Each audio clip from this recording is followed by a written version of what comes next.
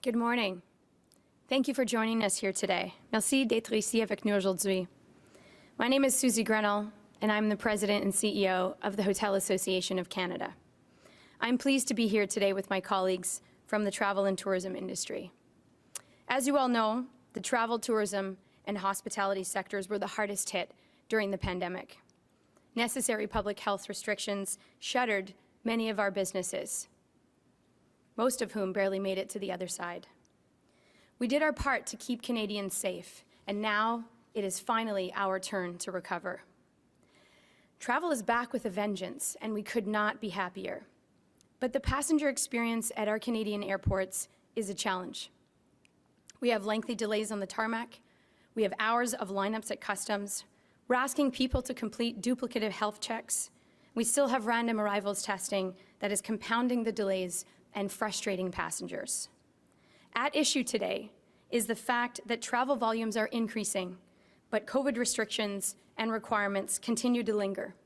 And that is creating congestion at our airports and contributing to a poor impression of Canada and our international travelers. This hurts our tourism industry at a time when we are desperately trying to recover. It adds uncertainty, frustration, and anxiety to the traveler experience, and it hurts our local tourism operators and hotels who are losing bookings because people are choosing other, less congested options. Many other countries like Italy, the UK, Switzerland have fully opened up travel and are fiercely competitive destinations. We believe that Canada should follow suit. So as we gear up for what we hope will be an incredibly busy summer, we are calling on the government today to alleviate the pain points and remove unnecessary restrictions.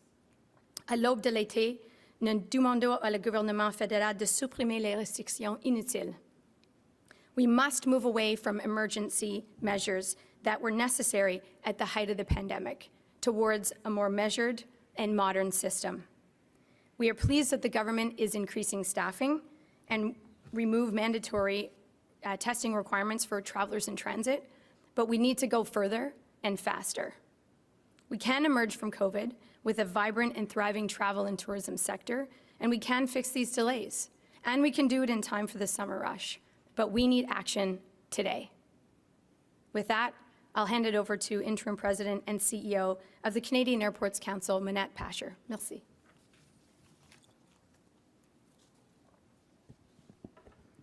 Thank you, Susie. And thank you to the Canadian Travel and Tourism Roundtable for bringing us together today. Canada's hub airports have consistently been ranked among the best in the world for customer satisfaction and efficiency, including throughout the pandemic. Our airports know how to serve passengers to the highest levels, but we need government to act urgently to remove the remaining public health requirements at the border by June 15th.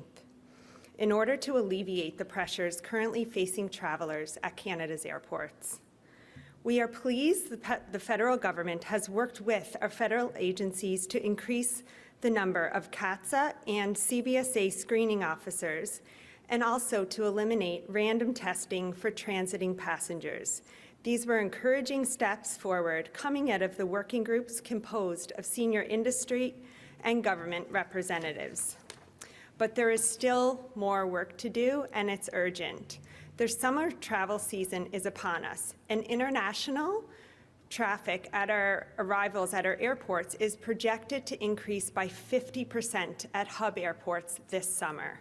We need to move quickly to resolve issues and smooth out the travel experience on arrival into our country.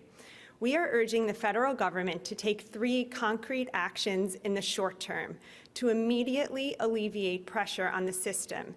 They include removing on-site mandatory random testing from Canada's airports, removing Public Health Agency of Canada's duplicate health check questions at government custom checkpoints at the international border, and removing vaccination mandates for CATSA and CBSA workers. There is a lot of pent-up demand for travel. We are seeing it. In May, our hub airports were seeing 70% of pre-pandemic passenger traffic levels. Canada's 4 hub airports are currently processing on average of 56,000 international passengers a day, and that's forecasted to grow by 80,000 a day this summer. It is challenging to manage that level of traffic with leftover legacy public health protocols still in place at our international borders. It would normally take a customs agent about 30 seconds to process a passenger at their desk, and now it is taking 2 to 4 times that because of these public health protocols. Normal travel levels cannot coexist with current public health protocols in place within our airport facilities. We need to do all we can to facilitate smooth travel in our country, and that requires the removal of these public health restrictions. I'd now like to turn it over to my colleague Suzanne at the National Airlines Council of Canada. Good morning. I'm Suzanne Acton-Gervais, and I'm Interim President and CEO of the National Airlines Council of Canada. Since the onset of the pandemic, Canada's major airlines have been committed to protecting employee and passenger health and have continued to invest heavily in the safe restart of travel and tourism in order to drive our national recovery in every region of the country. While the road to recovery has not been easy, we know it can and will improve, and we are seeing progress already. While the numbers are still short of pre-COVID times, more people are traveling now compared to since the onset of the pandemic in 2020.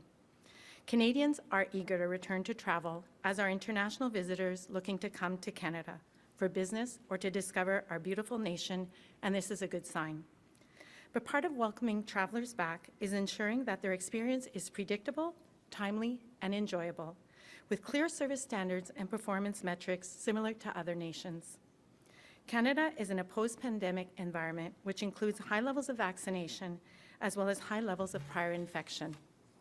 That is why the National Airlines Council of Canada will continue to advocate for clear direction on evidence-based health protocols and a plan our industry can work towards, a plan and a path for the continued operation of our industry that recognize what we have learned from the pandemic, and the government responses must be predictable. Aviation is global, and therefore, by extension, so is the travel and tourism industry, and Canada needs to align with the international community. It is time for the Government of Canada to revisit COVID-19 pandemic restrictions placed on air travel, in line with the growing list of over 50 countries that have removed barriers to travel altogether. It is time for the Government of Canada to revisit COVID-19 pandemic restrictions and the continuation of legacy pandemic-era public health restrictions, many of which exclusively remain in place just for air travel, as it will continue to create bottlenecks for travelers. The government also needs to require that their agencies meet the intended levels of service which cite service excellence and performance benchmarks. As demand for travel returns and the global economies reopen, Canada's border policies need to reflect the new reality. If not, Canada risks being a country left behind. We urge the government to listen to those who know the reality on the ground and bring forward changes rapidly. The measures identified by colleagues here today will have tremendous impact and take us where we need to go in time for the summer travel season. While we welcome the steps taken so far, we need relief in the short term. This is not just about our businesses, it is about the traveler experience. We are eager to work with the Government of Canada to restore a seamless, predictable, and enjoyable experience for travelers. Thank you. I would like to now turn it over to Patrick Doyle, Vice President and General Manager at American Express Global Business Travel. Thank you. The travel and tourism industry has only just begun the long road to recovery after 2 years of uncertainty. Health restrictions first implemented at the beginning of the pandemic are contributing to loss and postponement of business travel, conferences, and events across the country, which potentially has a long-term impact.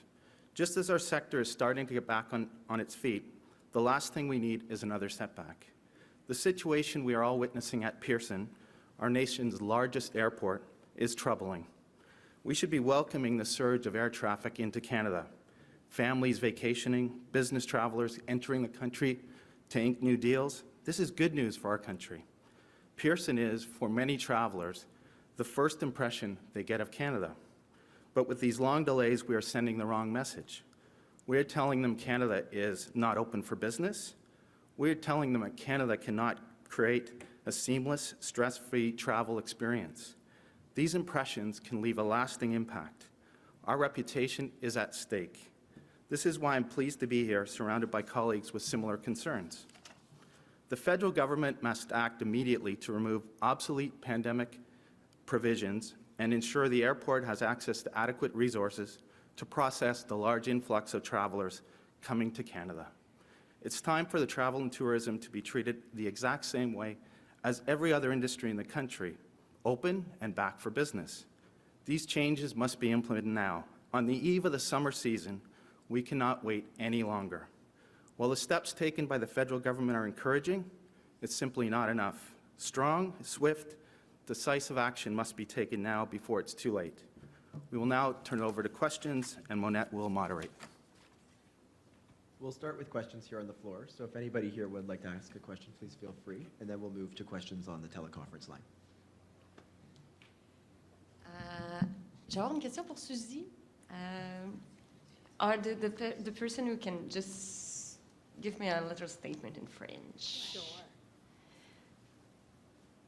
J'aimerais simplement que vous nous rappeliez vos 3 demandes qui sont assez claires, que vous avez formulées, mais en français. Tu pourrais me donner? Oui, absolument. Je vais vous les donner tout de suite.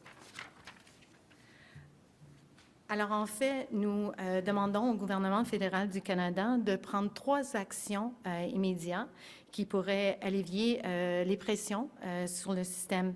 Alors, ce serait pour enlever qu'est-ce qu'on a dans les aéroports, c'est le testing en arrivant aux aéroports. Ainsi, nous demandons à l'Agence de santé publique d'enlever tout ce qui est comme les questions concernant la santé, tout ce qui est les mesures qui sont doublées, enfin, dans le moment aussi. Et ainsi, nous demandons d'enlever les vaccinations, les mandats de vaccination pour le CATSA et l'agence frontalière. Et je comprends qu'il faut que ça se fasse rapidement. C'est votre demande? Effectivement. Nous demandons que ça se fasse assez rapidement. Comme a dit M. Patrick Doyle, nous sommes à l'aube de la saison de voyage ici au Canada. Alors, effectivement, il faudrait que ça soit sous... Et qu'est-ce que vous craignez? C'est que les gens boudent le Canada? Que les gens n'y viennent pas? Que la saison tombe à l'eau? Effectivement, ça, c'est une des concerns que nous avons. Mais en fait, c'est la réputation du Canada. Et puis, comme j'ai dit, l'aviation est globale. Nous ne voulons pas que notre industrie de l'aviation ainsi que le tourisme en général soit mise à un avantage compétitif pas en ligne avec les autres pays au monde.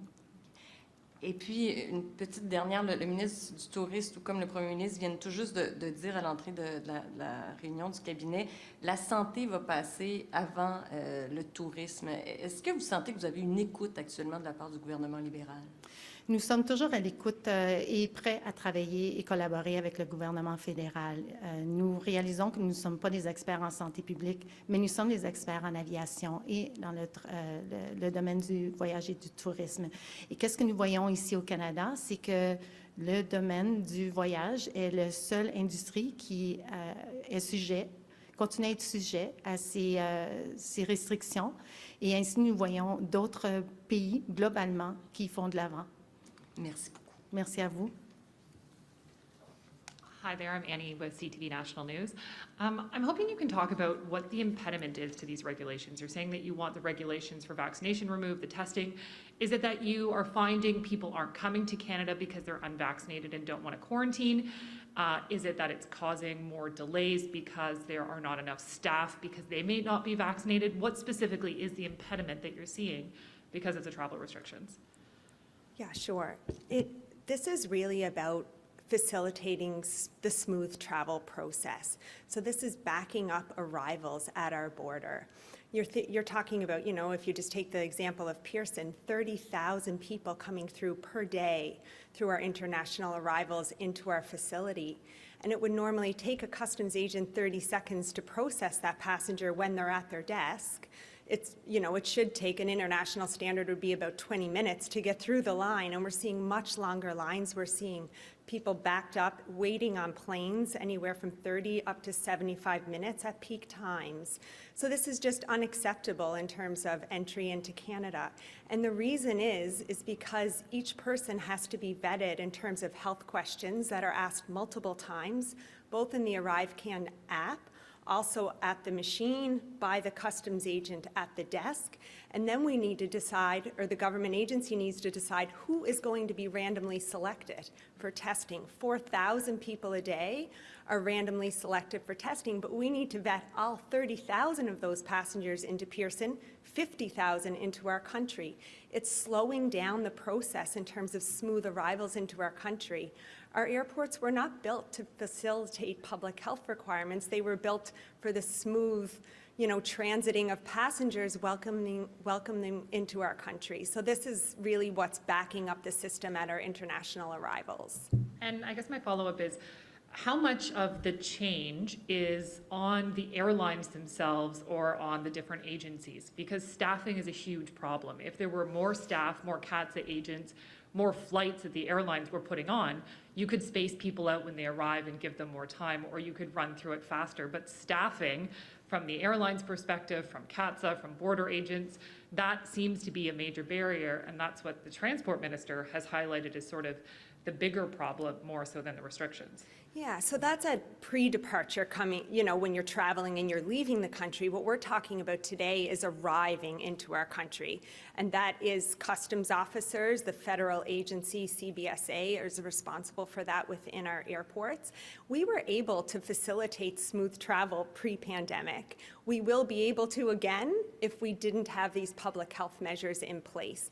Is there a staffing issue across, aviation in general? Absolutely. We're all facing that shortage and working hard with our federal government agencies, our airline partners, our airports. We're all working hard to get people staffed up and back to work as quickly as possible. So I think we're making efforts there. But even if we solved the staffing issue, we still have these public health requirements in place that are really limiting the smooth travel process at our international border. And that's what we're calling today to change. Hi, it's Tom Perry with CBC. I'm just wondering, in terms of, right now I don't even know if you can get a flight from Europe to Ottawa. You've got to go through Pearson. And I'm wondering if that routing issue is making the situation at Pearson worse. How do you deal with that? Well, we're back to, in terms of air traffic, we're back to about 70%, so we're not back to normal. So some of our flights at airports across the country are just beginning to return in terms of international traffic. But we should be able to facilitate the volumes that we have right now. We're only at 70%, so it really is coming back to these public health requirements for international travel at our border. It isn't necessarily about, Ottawa doesn't have their flight back, so that's all going back into Pearson. We should be able to facilitate the level of traffic that we have and smoothly process passengers. And do you see any public health reason for maintaining the restrictions as they are? I guess I would just say that we are an outlier in Canada right now. There's 50 countries around the world that have reopened, and some countries like Australia and New Zealand that have been very reserved in their public health requirements. And I think we need to look at that as Canada and say, where do we fit? We need to reopen our economy. This industry has been through a lot the past 2 years. We're coming into our third summer. We want to be able to welcome people to our country. We do not want them sitting on a tarmac for any amount of time. We want them to, come to Canada. We need tourism back in our economy throughout the country, and we need to move forward. And we want to get the pandemic ended as well. So I'm just wondering, do you see any reason to maintain any level of restrictions at this point? The restrictions that are in place right now are surveillance testing within our airports. I'm not aware of any other countries that are doing testing within airports around the world. I would say, can this be done at the community level? If we want to still do surveillance for variants, can that happen outside of the airport environment? Thank you. Are there any more questions in the room? Okay, with that, we'll go to the operator. Sure. First question comes from Laura Ullman with the Canadian Press. Please go ahead. Good morning. Thanks for taking our question. I wanted to ask you first, I'm sorry I missed your reference to June 15th, but it sounded to me like you were giving the government a deadline, and I'm wondering what the significance of that date is and what you think would happen if the government doesn't make changes by that date, because they've already said that the public health measures are going to remain in place until June 30th. Thank you for the question. Every day matters. We need to save our summer, and we need to be able to facilitate smooth travel into our country in order to, impact jobs and have people move throughout our country for the tourism season this summer. So we're saying June 15th, really every day matters. This is an urgent issue. Okay, thank you. I also wanted to revisit my colleague Annie's question to you, specifically as it relates to the agents and the vaccine mandates. Are you seeing this as a serious issue, that they're not able to bring in staff, for example, because people aren't vaccinated? What is the reason for that recommendation? Yeah, so they're federal government agencies, so they're not able to come back to work if they're unvaccinated. We've seen other sectors be able to bring back workers where there are needs, and we're saying that there is a substantial need here. So we have, CATSA employees that are not able to come back to work that are trained and could be quickly come back, also CBSA agents. So we think that would be an immediate step the government could take to help alleviate some of the pressure and get people back to work faster. Do you have a sense of how big that problem is? How many agents, for example, have been put off work? I don't have a specific number. I mean, we know generally across the country there's about 10% of people who are unvaccinated. I don't have a specific number for CATSA and CBSA, but it would be great to ask them that. Thank you. No more questions on the phone line. Great, thank you. That concludes our press conference. If any of the media in the room want to do one-on-ones, we'd be happy to do so.